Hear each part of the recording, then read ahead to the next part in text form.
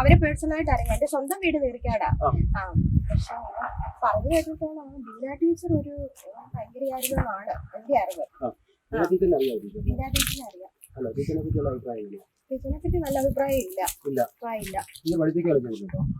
ഞാൻ പഠിച്ചത് നീർക്കാട് സ്കൂളിലാ. പക്ഷെ ഞാൻ പോന്നു കഴിഞ്ഞാ ടീച്ചർ അവിടെ എത്തിയത്, പഠിപ്പിക്കാനൊക്കെ എത്തിയത്. ഞാൻ തള്ളക സ്കൂളിലാണ് പഠിപ്പിക്കുന്നത്, ഗവൺമെന്റ് എയ്ഡഡ് സ്കൂളിലാണ്. ജിസ്മോളിനെ അറിയത്തില്ല. ഞാൻ അവിടെ കല്യാണം കഴിച്ചു ജിമ്മി എന്നൊക്കെ പറയുന്ന പയ്യൻ കുഞ്ഞതായിരുന്നു, ചെറിയ പയ്യനാ. അപ്പൊ അത് കാരണം പിന്നെ ആ കല്യാണം ഒന്നും എനിക്ക് അറിയില്ല. പിന്നെ ഇങ്ങനെ ഒരു സംഭവം ഉണ്ടായപ്പോഴാണ് ഇത് ഇന്ന സ്ഥലത്തെ കൊച്ചാണല്ലോ എന്നൊക്കെ അറിയുന്നത്. അവിടെയെല്ലാം ഞാൻ എന്റെ വീട്ടുകാരോടൊക്കെ അന്വേഷിച്ചപ്പോ ജിസ്മോളെ കുറിച്ച് നല്ല അഭിപ്രായം. എന്റെ കസിൻ ബ്രദർ പറഞ്ഞു എപ്പോഴും കണ്ടാലും എന്നെ ഉണ്ട് വിശേഷം എന്നൊക്കെ ചോദിച്ചു. നല്ലൊരു പെങ്കൊച്ചായിട്ടാ എന്റെ അറിവ്.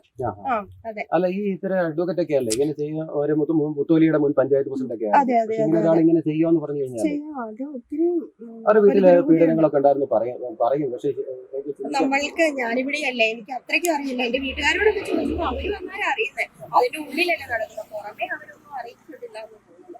ഈ പെങ്കൊച്ചും അവരെ ഒത്തിരി ബുദ്ധിമുട്ടുകൾ കാണുമായിരിക്കും. ഇത് അതൊരു അഡ്വക്കേറ്റ് അല്ലേ, അപ്പൊ ഇനി മറ്റുള്ളവരുടെ കാര്യങ്ങള് പരിഹരിക്കുന്ന ഒരാള് സ്വന്തം കാര്യത്തിൽ ഇങ്ങനെ വന്നാൽ മറ്റുള്ളവർ എന്ത് ചിന്തിക്കും എന്നൊക്കെയുള്ള ഒരു ചിന്താഗതി ആ കൊച്ചിനുണ്ടായി കാണുമായിരിക്കും. അതായിരിക്കാം ചിലപ്പോ. വീട്ടുകാരെ പറ്റി പൊതുവെ നല്ല അഭിപ്രായം ഇല്ല. എന്താ പറയുന്നത് വീട്ടുകാരെന്ന് പറഞ്ഞാൽ ബീന ടീച്ചർ ഒരു മനുഷ്യത്വം ഇല്ലാത്ത കുട്ടികളോടൊക്കെ ആണെങ്കിലും പൂർവ്വ വിദ്യാർത്ഥികളൊക്കെ പ്രതികരിച്ചിട്ടുണ്ടായിരുന്നല്ലോ യൂട്യൂബിലൊക്കെ. കേരളത്തിന്റെ ചാനൽ ഞാൻ സ്ഥിരം കാണുന്ന, ഞാൻ സബ്സ്ക്രൈബ് ചെയ്തിട്ടില്ല. ഞാൻ ഇത് വന്നേ പിന്നെ ഈ ഒരു സംഭവം ഉണ്ടായി കഴിഞ്ഞപ്പോഴത്തേനും ഇത് കാണുന്നുണ്ടായിരുന്നു. അപ്പോഴത്തേനും അങ്ങനെ ഇപ്പം പുള്ളിക്കാരത്തി അങ്ങനെ പിള്ളേരോടൊന്നും നല്ലൊരു സോഫ്റ്റ് ആയിട്ട്. ഞാനൊരു ടീച്ചറാ, ഞാനെന്ന് പറഞ്ഞാൽ എന്റെ കുഞ്ഞുങ്ങളെ എന്റെ മക്കളെ പോലെയാ കരുതുന്നത്. പക്ഷെ പുള്ളിക്കാരത്തി അങ്ങനൊന്നും അല്ലായിരുന്നു.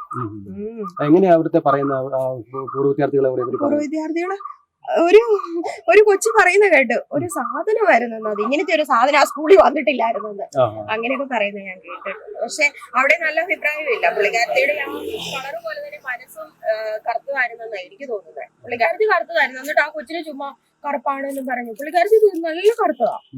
ഈ പുള്ളിക്കാരത്തിയുടെ ഇളയ നാത്തൂനും ഞാനും ക്ലാസ്മേറ്റ്സ് ആ, ഞങ്ങൾ ഒന്നിച്ച് പഠിച്ചതാ. കൊച്ചുമിനി എന്ന് പറയുന്നത്. ഞങ്ങൾ ഒന്നിച്ച് പഠിച്ചതാ.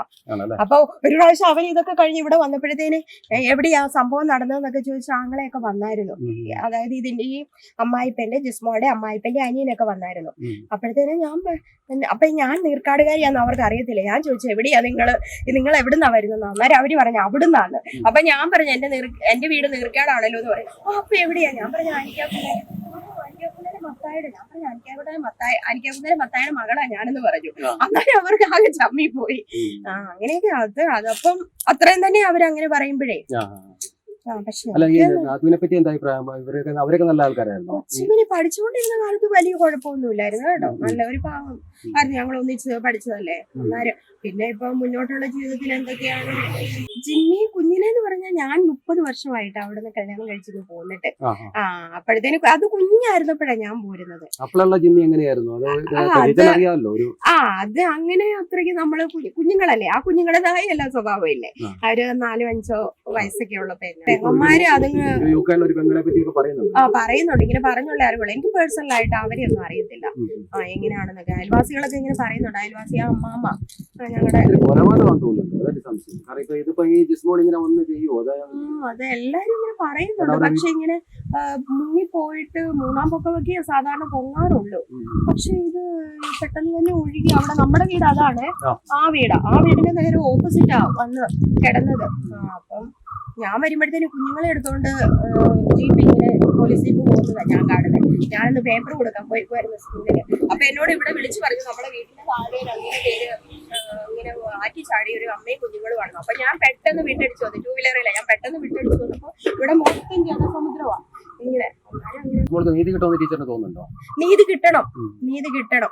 കിട്ടണം എന്നാണ് എന്റെ ആഗ്രഹം. അപ്പൊ ഇന്നൊരു പ്രക്ഷോഭം അവിടെ നടക്കുന്നുണ്ടല്ലോ, നിങ്ങൾ അവിടെ പോയോ? നീർക്കാട് പോയോ? അത് ഈ ജിസ്മോളുടെ വീട്ടിൽ പോയായിരുന്നു. അവിടെ പോയായിരുന്നു. അതിന് തൊട്ട് അപ്പുറത്ത് ഒരു പള്ളി, ലൂർദ് മാതാപ്പള്ളി ഉണ്ട്, അപ്പുറത്ത് ഒരു കവലയുണ്ട്, കുതിരവാല കവല എന്ന് പറയുന്നത്.